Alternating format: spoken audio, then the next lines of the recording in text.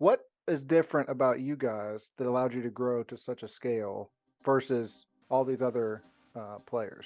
Let's say you sell IT services, for example. 95% of the people you call or talk to or email have IT services already. So the name of the game is, how do you get your name consistently in front of them, continue to learn more about that prospect, so when the time's right, your company's going to be top of mind. How do we take the companies that matter most, that have the highest likelihood of doing business with you, and how do we use all of these channels to get your message in front of them consistently, and not only do that, actually build a relationship?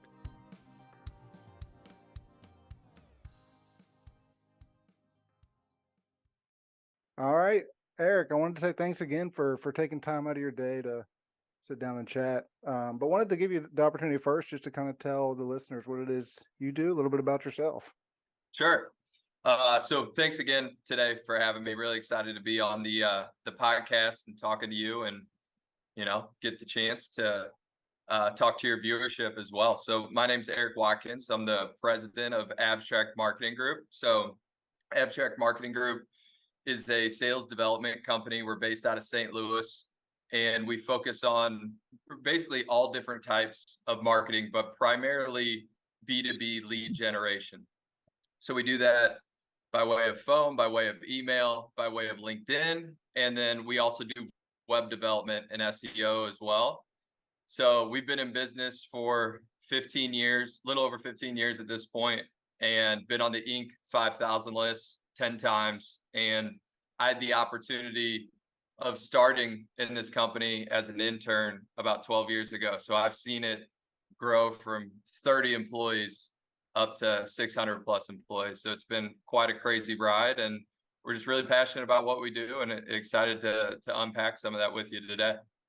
That's that's pretty cool. Did the company always do the same thing since you started 12 years ago? Was it always focused on that B2B? I mean, because the landscape of marketing has changed, right? So Sure. how did the company change over that time? Yeah, so it's actually really interesting. At our core, we've always had our vision around, we want to deliver high qualified leads to our customers to enable them to sell their products and services. And so we started simply through cold calling, through phone sales, having a process that we built up over time and perfected. But we started there, and then we actually have 6 different divisions of the company now, and it's funny because they've all started because our clients had more needs and services that we wanted to ultimately take care of. So, for example, the email side of the business, early on, email wasn't as heavy. It was still a thing, but back in, what was that, 2007, 2008, it wasn't quite as important as it has gotten over the years. So we expanded that product. A lot of our clients, we realized, didn't have branding and didn't have a good way to take their message to market. And this thing called YouTube started taking off. So we created our collateral, or what we call our creative suites division, which is collateral, video, graphic design. And then we started our clients didn't have good websites and they weren't driving leads through their websites. So we started, and that was something we were doing for ourselves. So we started that, our web development and SEO division. And then it's gone to, we do recruiting now as well. We do CRM consulting. So it's really been cool to see that we've stayed really stubborn on our vision of delivering high qualified sales. So to enable our clients to sell their services, but how we've done that and how we've supported our clients has really grown from the needs that they've had internally. I wanted to get in the nuts and bolts of this a little bit because everybody has a marketing agency, or there's a lot of them, right? And Sure. I mean, as a small business owner, you get approached all the time by someone, hey, let me help you get leads. Let me help you do. What is different about you guys that allowed you to grow to such a scale versus all these other players? What would Yeah. you say is So the difference? great question. I think it seems like every day someone's starting up a marketing agency and delivering sales leads. I think 90% of agencies that are doing lead development are doing it 100% through email. And I think the the barrier of entry for cold calling is difficult because one, people don't want to make cold calls. It's not something that's easy to do. And two, just the infrastructure and management effort that you need to support it is something that a lot of companies just don't want to invest the time, effort, energy into. So I think what really separates us is we started in the opposite way. We started with an ongoing process, and we realized early on that this isn't a campaign-based service. This isn't something that you turn on and you run it for 1 month, 2 months, 3 months. You blast a message out there to as many people as possible, and then you try to generate as many leads. So what we do is we actually, our what I feel like makes us different is we identify your target market or your total addressable market, and then we actually systematically launch only a certain percentage of those into our calling process every single month.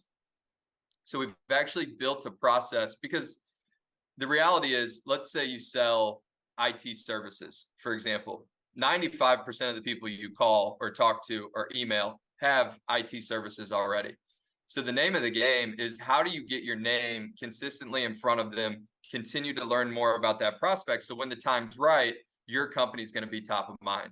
So our entire process is designed to play the long game. How do we take the companies that matter most, that have the highest likelihood of doing business with you, and how do we use all of these channels to get your message in front of them consistently? And not only do that, actually build a relationship. It's hard to build a relationship via email or through your website, but actually having conversations with key decision makers in the market, I feel like that really separates us. I know a lot of people make calls as well, but I think the long-term approach of how does this get better with time. No, I would agree, and it's that long-term thought that is different than most people. Because a lot of the things that you see is like, hey, we'll get you X number of leads in like 90. It's like, hey, well, let's Right. just quickly turn this around for you. But when you think about the long game, and you kind of mentioned earlier when we think about branding, how is branding different than our specific marketing strategies? Does that make Yeah. sense? So great question. So at the end of the day, a lot of, if you're either in one of two situations, you're in a really competitive space, so you're competing against a lot of other companies, or you're maybe newer to a space and you have the advantage of, not having as much clutter and noise. Regardless, if you're new to the space and you don't have that clutter and noise, it's coming, right? If it's a Right. good industry and it's profitable, there's more businesses coming behind you. So I think the biggest thing with branding is really gearing in towards what makes you different, and specifically related to the problems that your prospects are dealing with every single day. And so you really have to look at your company, if you're going to be in a industry that's highly competitive, and look at yourself just apples to apples and be honest. Like, what the tough thing for businesses is, it's hard for them to admit that on paper you look the exact same as every other company in your space. Right. I know your customer service is better. I know you have better you treat your employees better. I know all these things, but on a call or an email or on your website, you're going to look the exact same as the person across the street. So I think what's most important for branding for me and how it works into it is really finding, and you don't need a list of 20 things, like what are the key few things that truly make you different, and how do you get that message out in the best way that resonates to your target audience and the businesses that have the highest likelihood of eventually becoming a customer. No, I like that thought process because even as you said it, it kind of hit with me like the on paper you look the same.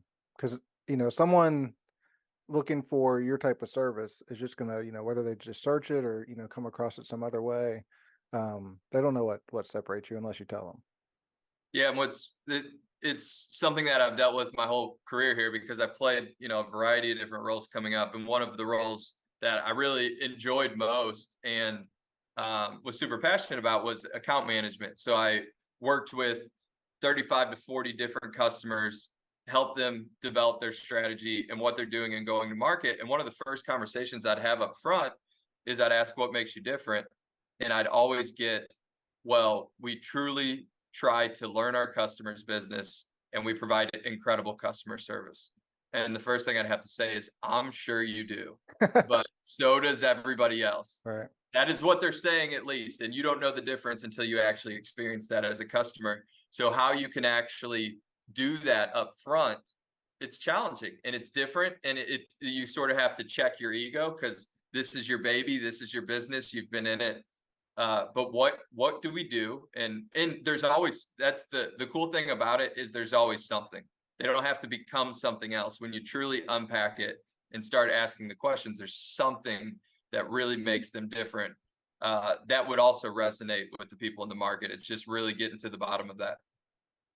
When we think about abstract marketing, and I'm sure you guys identified your differentiators, but what allowed you to scale? Like, you kind of talked about what you did for customers that was different, but was it using your kind of, not proprietary, but your methods of sales and marketing to grow, or was it, kind of the way you guys were able to build teams? What do you think it was that let you guys grow to such a number? Yeah, great question. So there's a laundry list of things. I think one of the most important decisions we made early on was we stopped trying to be everything to everyone. And I think you really have to look at yourself as a business, figure out what you do best, and package that out and say, this is what we are going to deliver. I know that might be 90% of what the market wants, but that 90%, us doing that extremely well, is going to be way better than all of our competitors and them trying to stretch to get to 100 in all of these different areas. And I'm not saying, you can hear that and you can say, oh, well, you're offering a lesser service, but I actually think it's a better service and we present it exactly what we're going to provide. But selling something that you can deliver 100% of the time, I think is super important, because then what you can do is you develop all of your processes and all of your positions across the company, and where you can repeat this. So we use our same, for example, we use our same process that we sell for our sales team internally. It's how we've been able to grow our business. So getting new clients has never been an issue of ours. Scaling the fulfillment and how we make sure that as we go from 5 to 10 million, that our service not only doesn't slip, but it actually improves.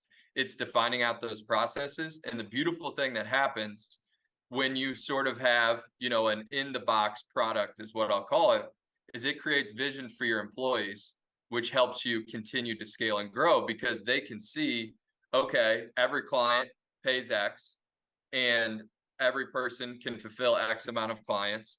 And so if we grow by X amount of revenue, we'll know we need this position, we'll know we need this position, we'll know we need this position. So if you look at my executive team, I've worked with these individuals for 7 years, managed most of them for 7 years at this point. And they grew up in the business with me. And, that value to a business to keep and retain your top talent is massive, but it doesn't happen without the vision. And you don't have the vision without having a scaled product, a product that's clearly defined, so you know how to take it to market and you know how to fulfill it. Is it just that buy into the vision that allowed that retention, or do you think there's more to it? I think it's always people first. I think Mm. absolutely the buy into the vision, and ultimately people knowing that, at the end of the day, this place doesn't exist without our partners. And so there's a lot of, uh, you know, use the cliche, blood, sweat, and tears, but there's just so much effort that has gone into how do we deliver an incredible service to our partners each step of the way. And then, you always have that in the back of your mind of, when we do this and our partners see success, that ultimately means growth for me as well. I'm going to ask one more question on the growth thing, and then I want to take a step back and dive Sure. into a couple different areas. But what was it that allowed you guys to know, hey, we need this division, or it's okay to take this leap and add these people, or to now offer the service? When we think about growth, a lot of times that expansion can be scary, or knowing when the right time to expand is what kind of stops a lot of business owners. So how did you guys know when it was time, or was it because you had that kind of repeatable process like you talked about? Hey, we have this service that we offer. We know that this is how many people it takes to fulfill. What was it that said, hey, we know we can now offer this. We know we can expand into this. Sure. Yeah. I think in every business should do this, but you need to know your business development formula. So you need to know, it starts with what your retention rate is of your current clients. And in some industries, you're going to have higher retention. In some industries, you're going to have lower. But if you know, okay, we're starting the year at X, and just from our retention rate, we're going to lose X. Then you set your growth goal for the year. Okay, we want to grow by $5 million this year. And then in order to grow, I have to make up for whatever the loss is, $1 million in loss. So my total sales for the year needs to be $6 million. And then I back that all the way down from, okay, $6 million is going to be this amount of deals. And then our close rate is at 12.5%. So at a 12.5% close rate, I'm going to have X amount of sales presentations. And my show rate for those sales presentations on appointments is X amount. So I'm going to need X amount of appointments. And the number of emails and dials it takes me to get those appointments, I'm going to have to make X amount of dials and appointments. So you're reverse engineering your goals. So then what we could do is we could feel comfortable. We had some, like we've built up a history of success. We've seen some numbers. And then it's just a math problem at that point. It's how much do we want to invest in our sales efforts? And then obviously continuing to invest in driving that client retention up. But every company should know their exact business development formula, and then they should play with the numbers. Okay, I want to grow by 5 million. Why not 10? So let me plug in what 10 would cost. Maybe that's too much cash to be putting out right up front. And you find that magic number of what you feel like is, I think you should always try to stretch yourself, but I also think you should make it attainable and maintain a quality service for your partners. But that formula is what allowed us to feel comfortable to invest heavily in our sales and sales enablement efforts to drive this growth. So when you say the cost or the cash up front, it's literally because you need to pay for like the leads and Sure. Yeah. For our company, we'd need to pay for, if we were going to add SDRs internally, if we were going to invest heavier in email and data, in SEO efforts, content, marketing design, all of that cost, we look at as a way to enable our sales reps. And we've always, most people try to grow sales by adding sales reps. Okay, right. We need to grow. Let's go add a bunch of sales reps. I think one thing that we did that I suggest for most companies to do is fix your leads first and make sure your salespeople are maxed out on leads, and then go add more sales reps. Like the most important thing, it's cheaper. It's still not cheap, but it's less expensive than a high level sales rep. Your current salespeople are going to be super happy because they're going to continually get funneled with leads. You keep your best performers happy. And then it reaches a point where, like, okay, you do have to add sales reps, but you're doing it so much more under your control, I guess would be the best way to say it, versus, oh, shoot, we need to hit this goal. We need 5 sales reps tomorrow. Boom, go hire them, come in. What happens? 2 work, 2 don't.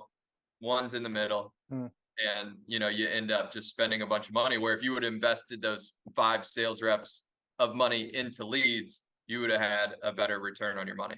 When you say fix the leads, I said that was my last question, and I've asked 3 more, but when you say fix the leads, is it because I want to make sure that they're more quality leads, or is it the lead flow? Whenever you say, invest that money, sorry. a little bit of both. Yeah. So we, first thing I think from our perspective is minimum qualifiers. We do this for all of our partners as well. So, I believe this day and age, there's 3.5 decision makers involved in any sale. So there's a lot of different people you can talk to, and they're going to be at different times in the buying cycle. But for me, is the company a fit that could actually afford or use our services? So we keep that standard. So then when I say fix the leads, I only have to worry about getting more of them. But standardizing that for your company. And I think some people err on the side, again, not playing the long game, where they want to tighten it up. I want this BANT qualified lead. They need to have budget, authority. They need a need right now, and the timing has to be right. And then what they're doing is they're just passing up on all these other people that will eventually need their service. and they're not building relationships with those individuals. So yes, great question. When I say fix the leads, I'm talking about investing to drive leads to the max level that your sales team can has the capacity to fulfill, and then add the next sales rep. No, that makes a lot of sense. So I want to shift gears here, and I know it's not probably your niche market, but when we think about someone that's, maybe like a solopreneur or someone that's just starting their business, obviously having those leads is important, right? But maybe they don't have the capital to invest into someone like, like your team or something. Are there things you would suggest someone focus on if they're just trying to either, do it themselves, or they have a small budget to actually create some quality leads or a lead system for their business? Yeah, I would say first off, it's a pain. So I would, as soon as you can afford to outsource it, outsource it. But until you do that, first thing is you have to have a website, and um, there's right ways to do it, and you can do some research on SEO, and you can try to do it to the best of your ability. The big thing is get a website, make sure the performance mechanics are right, and then continue to write ongoing content that for the keywords that you're trying to rank for. And then I'm really simplifying it, but we're just Yeah. saying bootstrap, no budget, like get a website and continuously publish content. Then take that content, repurpose it to LinkedIn, for example, and then go max out your connections every single day. Probably get a sales navigator license, max out your connections, send responses, get that message out there. And then you can you could do some research and invest in, a cheaper email sending platform. And it's just the lowest acquisition of lead is to get as many emails out as you can. And then I would have, if you certain solo entrepreneurs will have massive amounts of people they can target, but build a key target list. And depending on your time, if it's 100 people or 50 people, and call those people every day. Block out an hour, 2 hours. You may suck at it, you may be uncomfortable, but just call them. You're going to be passionate about your business, have conversations, and build relationships with those individuals. You do those things, you will start to get leads. And then what happens is, especially when you're younger as a company, you get a higher percentage of your customers that refer other business. So you're opening up a referral source as well. So it's really like, I would block out my calendar for prospecting activities, and that would be law. That would never get replaced by anything. I would never schedule a meeting over it. I would never do anything else. The most important thing I can do to protect my business is protect the flow of new leads coming into it. That was good. Whenever we think about LinkedIn specifically, because you brought it up a couple of times, what are some of the strategies that have maybe changed over time, or why is it such an important thing for people to focus on? And is it better than maybe some of the other social media platforms when we think about lead or prospecting, or just, actual business growth in general? Sure. I would say it's a great question. It depends if it's B2B or B2C. Okay. I'll speak just B2B Okay. because that I don't know enough about on the other side. I would say the benefit of LinkedIn, and it is in my perspective, it's the lowest return on investment of your time. You could get more through email, you could get more through call, but I think it's absolutely a channel that you should leverage. I think not being there is worse than Mm. blocking out a little bit of time in there. And the benefit to me is, in this day and age with ChatGPT, and you mentioned it earlier, everyone's an email marketing agency.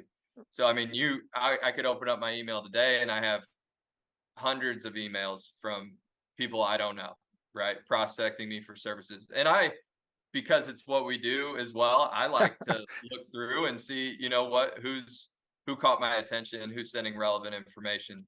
But because of that, Outlook and Gmail specifically are getting really, really good about blocking out emails, either sending it to spam or not letting it deliver at all.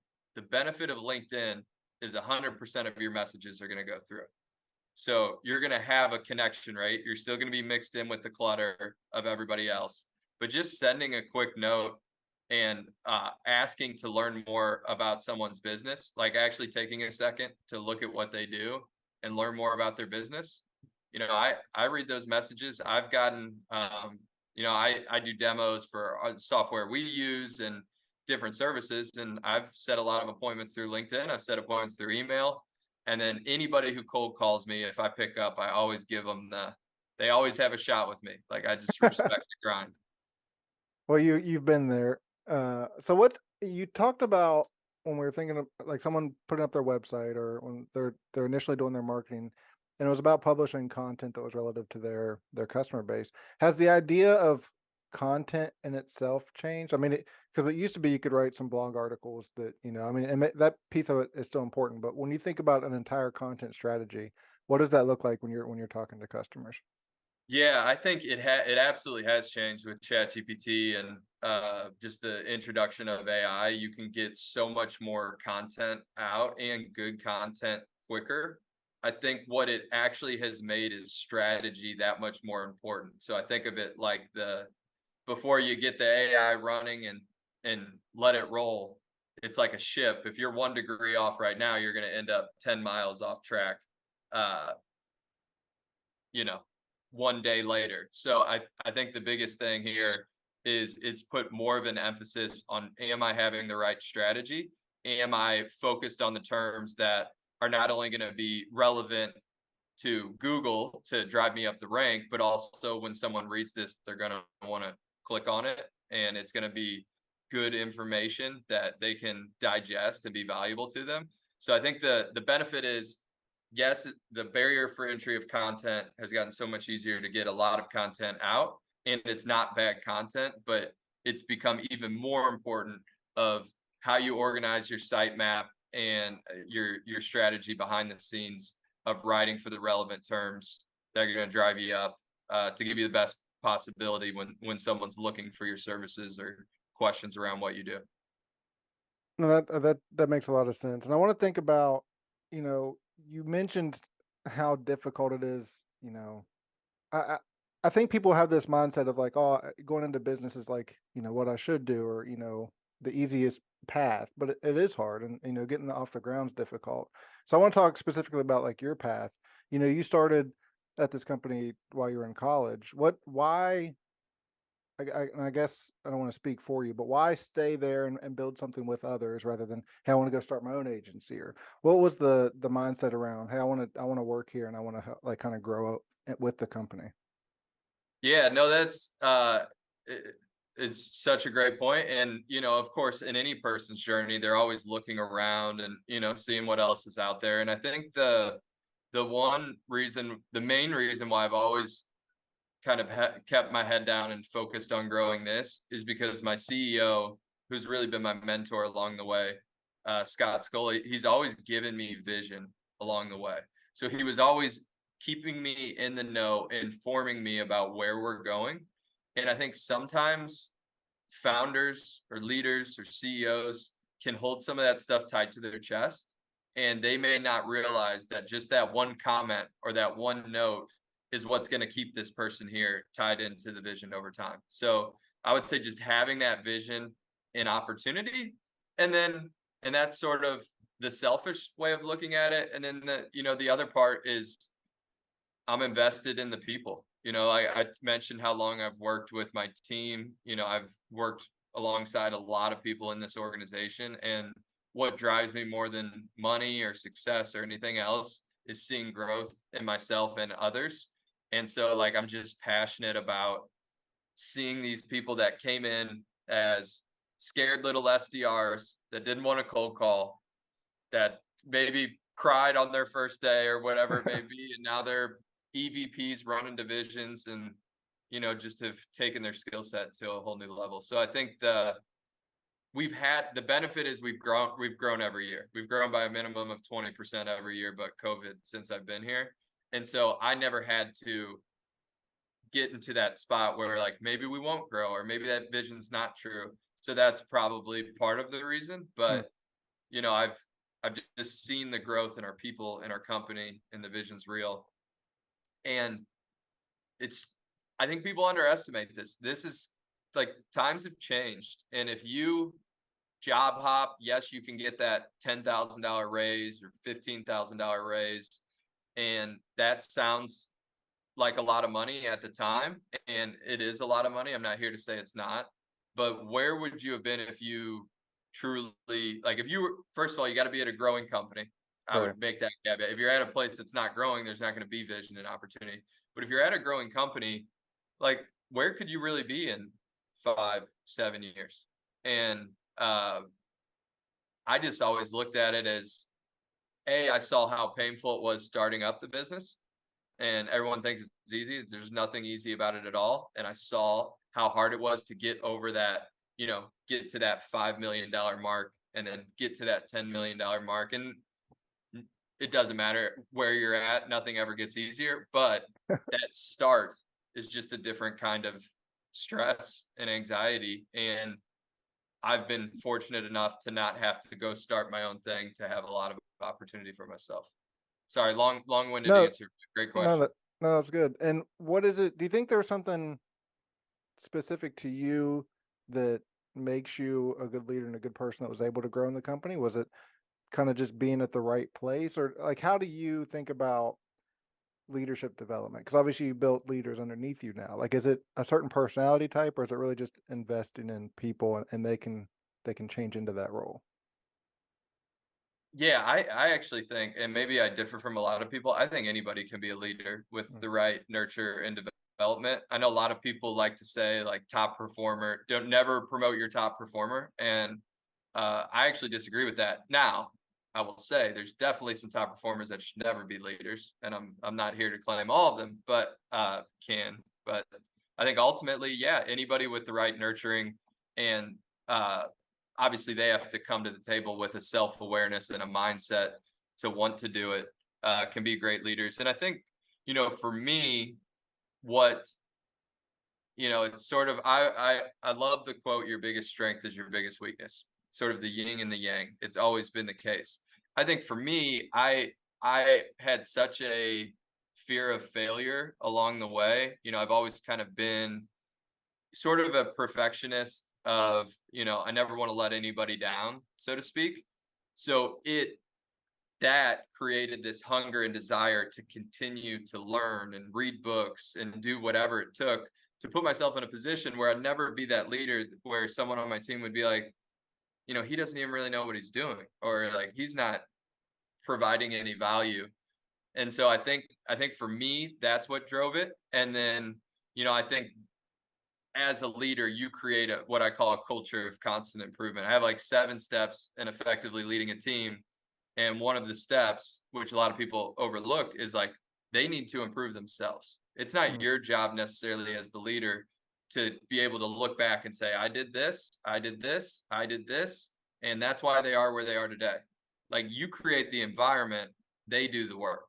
And that, I think that's been part of it, of just trying to be the example of what I would like them to pursue from a development, pushing themselves and continuing to get better. But then also having that standard within the team of, if you're going to be on this team and you're going to be a part of this growth, uh, a VP of sales at a $10 million company is going to be different than the VP of sales at a $15 million company next year. So like you have to grow that skill set. I think that's a great point. Is like, and I struggled with that too. Is like, but until you invest in yourself and actually set the example, that's hard for people to buy into, right? I mean, they're only going to be like, if you have these expectations, but you're not living up to them yourself, like then how are they supposed to model that behavior that you're wanting?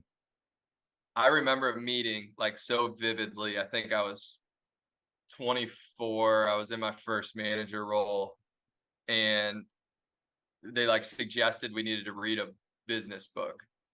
And I was like, I've outside of school, or I was like, I don't read personal development. Right. Like, I don't.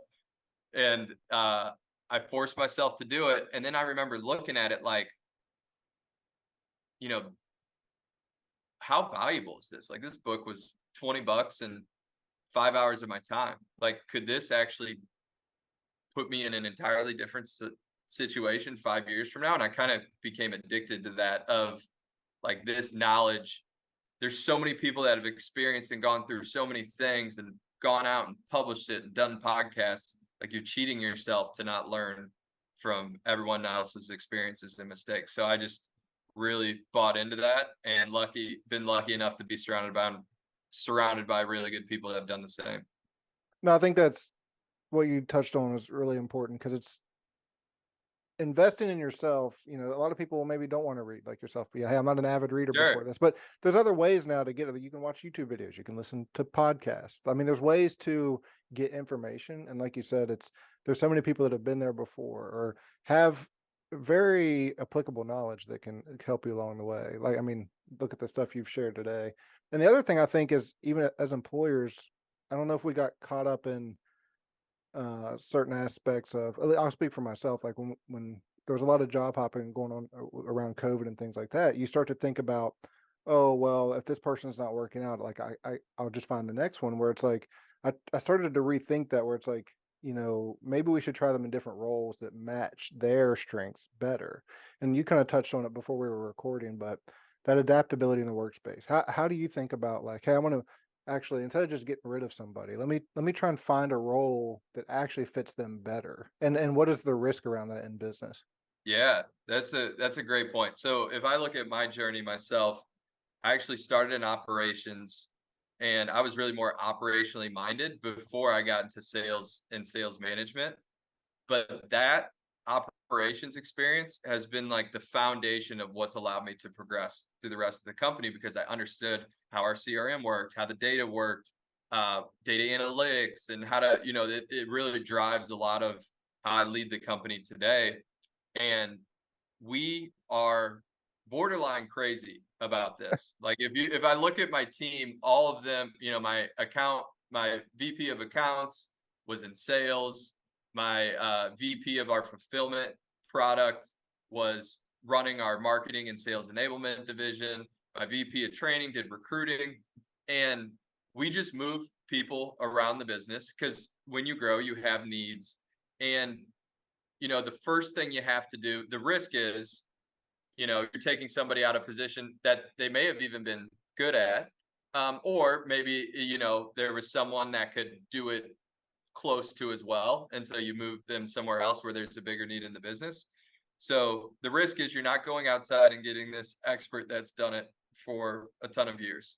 But what we found when we bring people in from the outside, not always, but it takes them a while to really learn what we do and our core philosophies as a company. So when you keep people, like you're saying, within the organization, you keep all that equity that they've built up over time, and you're able to leverage that, for a variety of different businesses. And one of the biggest benefits that I feel like this does is I feel like the number one reason that larger businesses don't do well is silos.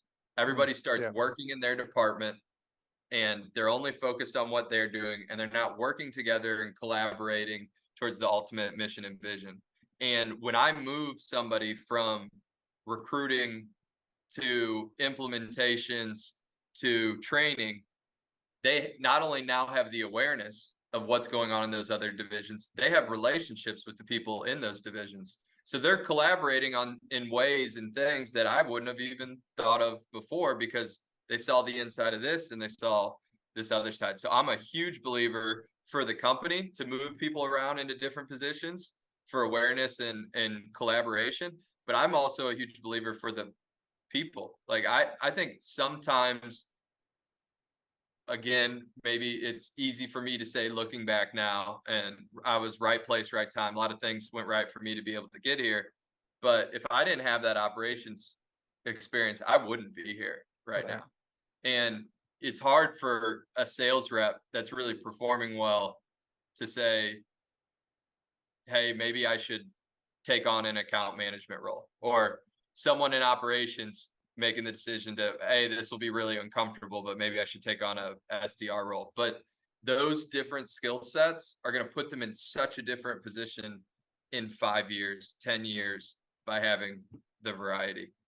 Well, I think that's hard for people to recognize, and you even kind of said, well, maybe it's luck, but being open to learning those new skills, being open to the challenges of accepting a new role, being open to that flexibility is what enabled you to be able to excel later. Because I think people will lose sight of the fact that even, you know, when you think about your growth path, 12 years can sound like a long time, but in the grand scheme of things, that's very quick to be in the position that you are. But you only got there because you understood all the pieces of it that got there. So there's value, and I believe that you have to kind of do that groundwork in order for you to be the leaders on those teams, because otherwise, not only do you not understand what's going on at those levels, but the people there may not respect the decisions that you're making. Absolutely. And I think that's one of the bigger things within our organization. Your greatest strength is your greatest weakness, but our greatest strength is that we primarily promote from internally. So everybody knows the business, you know the positions you're coaching, you get all of those benefits. It's a weakness in the sense of you have peer-to-peer management, you have young leaders, you have people with less experience. But ultimately, I really believe strongly in, if you are going to, this goes back to the should top performers uh, be managers or not. And I come back to, if I'm running a sales team and I either can't sell or they don't think I can sell, no one's going to listen to me. Doesn't matter how good of a leader I am and what sort of expertise I'm bringing to the table. I think there's a line of credibility that has to be achieved, especially the tougher the position is, the more Hmm. stress and pressure and talent it takes. Um, but yeah, no, sorry, that was a little segue. I'm passionate about that. No, you're good. And I just think it's an important topic because people think that, well, I've had people in different ways. Like, well, I know this, so I should be promoted, or I've been here X amount of time, so I should be promoted. It's like there's more that goes into it, into those decisions than just that. And, I think I could be at fault for some of that, for maybe not communicating exactly what it is that would help someone get promoted, because I think that's important in business. But, I think for people that are listening, or, people that want that opportunity to move up, like, it's important to just gain as many, like it's hard to see in the moment, but gaining those skills is so important. My grandpa always told me, it was like every tool that you can put in your toolbox like is something that you could use later, so it's never a Love that bad thing quote. to have skills. And I mean, he told me that when I was little, and I've always remembered it. It's just like, hey, I'll just, this one more thing I can put in my toolbox. Well, especially if if there's a young individual out here listening to this and they want to own their own business one day, and you're not, there's probably two paths. It's like I'm just going to start running businesses and work my way up, and that's a great path to do it.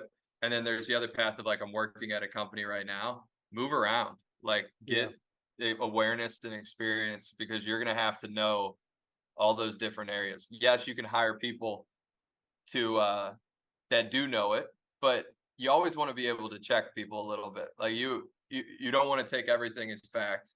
You want to understand it from your own perspective and be able to ask the questions to truly understand what decisions are being made. But I don't think it's ever a bad idea to let your leaders know that you're interested in moving up. And it's like, hey, what skills do you need from me? What is it that I can do to help me grow? Like, and I don't, maybe you can speak on this too, but like I would never, like that would be so encouraging to hear. It would never be, like you're not going to shoot somebody down for having that initiative to ask. Yeah, and I think you have to make it safe too, is the other part of this. Yeah. Of like, people have families, they have careers, and that's the scary part of like, what if I go into this position and fail? And if someone works hard and they have a good attitude, they always have a place here. So that's the thing that we've been really good about is, not all moves work out, but everybody typically has a landing spot, that makes sense for them. And I think you have to be prepared to do it as a business, and that is worth it. That risk is worth it for all the benefits that you receive from it.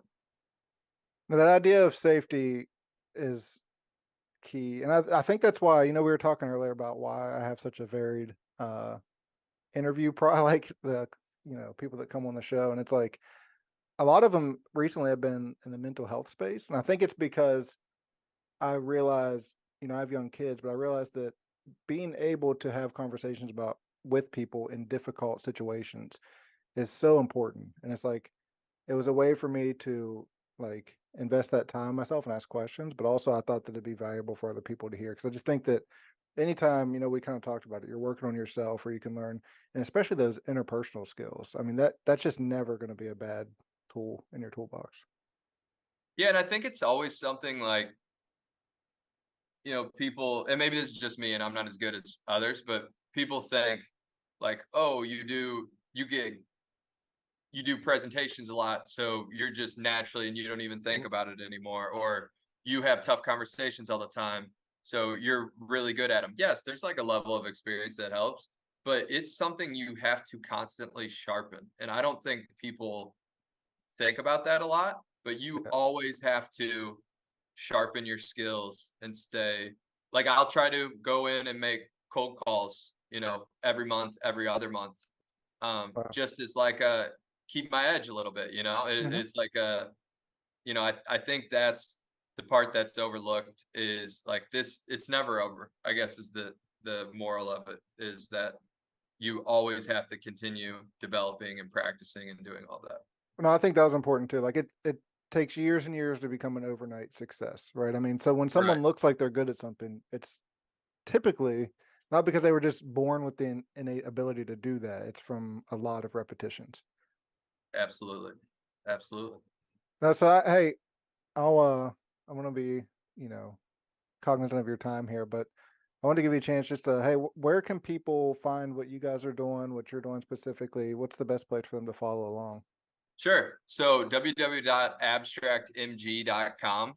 That's going to be our website. It's got a K. It's spelled with a K. So ABSTRAKT and then MG.com. And you can see all our services and testimonials from clients and what we do as a business. And then specifically, I'd love for people to check out the Grow Show. So myself, our chief revenue officer, who has owned and operated his own business, and then we eventually acquired that business, and then our CEO, Scott, who I mentioned earlier, who's has tons of management experience, bought and are grown and sold multiple companies, and we just go through what it takes to get from 0 to $50 million and all the lessons, and basically just lay it out on. I wish somebody would have given us this back then, and here's some things that work for us. So I would check it out. It's called The Grow Show, and you can find it on Spotify or Apple. Eric, thanks again, man. This was awesome, and I appreciate it. Yeah, thank you, Jordan.